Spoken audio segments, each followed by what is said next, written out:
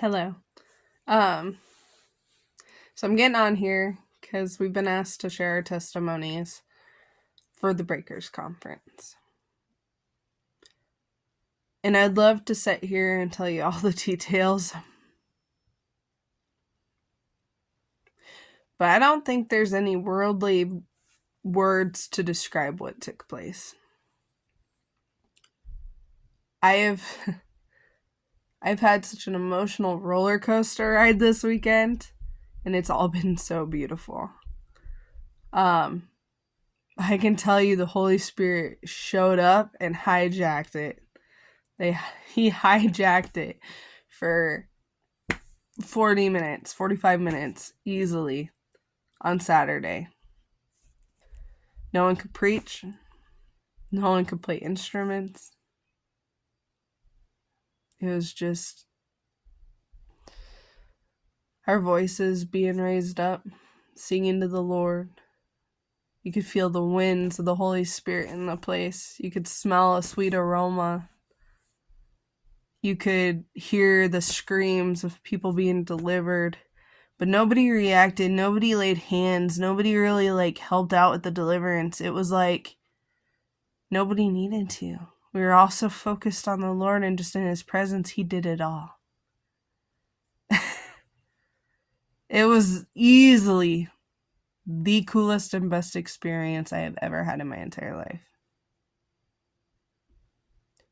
And so on Sunday, honestly, I was like, there's no way they can top that, right? And we went early again because we like to be first in line, I guess. We get too excited to wait. And we met Pastor Moses, which was beautiful, and she's so genuine and so kind. She even recognized Malachi from a few weeks before, so that was kind of neat. And everybody there was so nice. We've only been members of V1 for 2 months now, but it was like siblings that haven't seen each other in a couple months. Hey, we love you. How are you?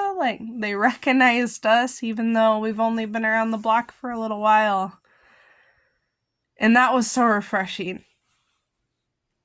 We were kind of worried when we switched to when the Lord led us to leave our previous church and go V1. We're like, okay, God, we're kind of how do we do community?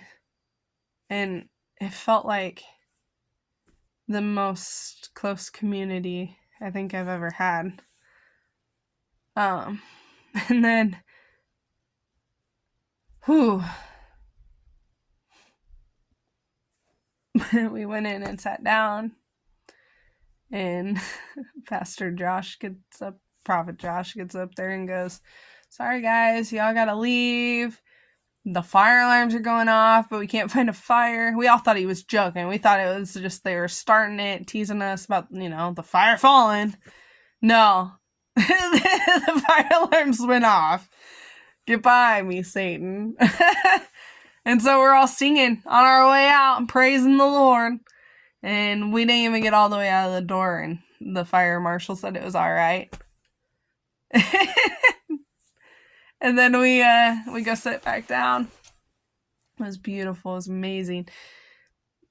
We had been conversing as a group, the Nebraska group that I went with, and we kept talking about stuff earlier in the day. And there's stuff there's no way he would have been able to know possibly what we talked about. And he repeated it almost word for word. And I'm like, that's Holy Spirit. You can't even make that up. It was so cool. And then they got to the point where they were doing deliverance and prayer, and he said, anybody that needs prayer, come to the front. Well, of course, everybody wanted prayer. So everybody's in the aisles, and we couldn't make it to the front. And I hear Apostle say, somebody's in this room that has been engaged before, and that engagement didn't happen. The wedding didn't happen. and that people in your past said really mean things about you. And when he said that, I could feel myself starting to break. See, I had thought that I had forgiven my ex, who had been dressing in drag and cheating on me with other men and women. And I do believe that I forgave him. But what came out of Apostle's mouth in that moment was that it was about the unmet expectations. And I heard God say, you need to forgive him. And so I said, I forgive him. As I'm collapsing into my husband's arms, he's holding me up as I'm sobbing. And I'm saying that I forgive him. And then he says, now forgive your husband for the things he said to you before he was saved.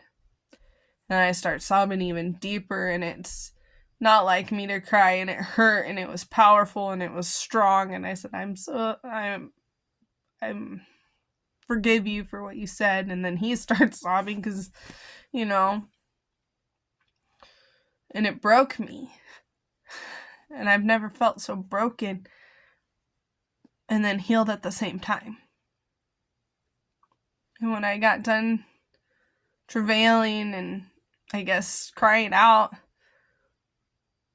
this peace came over me that I can't understand. Peace surpasses all understanding happened. And for once I felt the self-worth. I felt the value that I thought I was feeling, but it wasn't anywhere close to what I feel right now. And so after that, we're still waiting in line, because at this point I'm waiting in line for my husband to be able to get prayer. And I'm just like, God, just send whoever you need to send to us. If you have somebody that you want to pray over us, you send them. I don't care who it is. It doesn't matter, I just want you, Lord. 2 minutes later, a little gal taps on my shoulder and she's like, how can I pray for you? Well, I'd been asking God for years, what's my purpose? Some of you know that my husband and I came out of the occult, but Malachi has a very, very deep testimony. He came out of Luciferianism. He'd been doing some Norse paganism before we got saved, and comparatively, it's hard to not compare yourself, although you shouldn't. I was like, well, mine's not as big, although, people tell me different, obviously. I had been bisexual, was doing some witchcraft too, but to me, it never really compared, and I always felt like I was just his helper. And I've been told by several people that God's told them what my purpose is, but they weren't allowed to release it. And I knew, but you still question it. Well, they were talking about prophets. And I told her, I said, it kind of resonated, but yeah, I've been kind of, wanting to know. And she reached out and touched my stomach. She's like, there's fire in your belly. And I felt it. And then she said, speak out of your mouth, prophet. And I don't remember what else all she said, but what I know is what I felt. And I fell out in the glory. And it was amazing.